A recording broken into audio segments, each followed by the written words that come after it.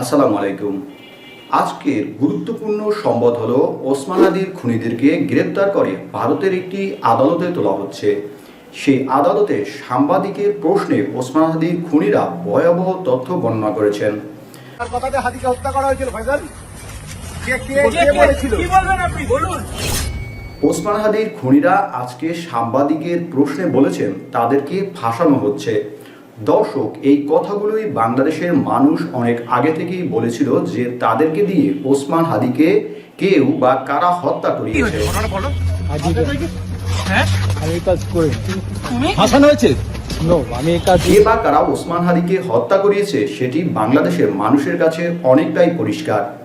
তবে ওসমান হাদির এই খুনিরা ভারতে অনেক আগেই ইউনূস সরকারের আমলেই গ্রেপ্তার হলেও এখন কেন তাদেরকে আদালতে তোলা হচ্ছে, এ নিয়ে সামনে দেখবেন বড় রকমের নাটক মঞ্চায়ন হতে যাচ্ছে।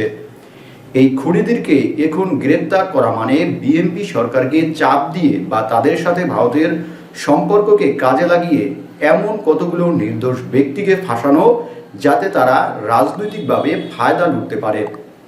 দেখবেন যে এই ওসমান হাদির খুনিরা এমন কারো নাম বলেছে যার কারণে বিএনপি এবং ভারত এর থেকে বিশাল ফায়দা লুটে নেবে। কারণ ভারত হচ্ছে এমন একটি জাতি, ওরা ওদের মায়েদেরকেও পরের বিছনায় পাঠাতে পারে ওদের স্বার্থ উদ্ধারের জন্য। ভারত ঠিক এই কাজটি বিএনপিকে দিয়ে উসুল করে নেবে।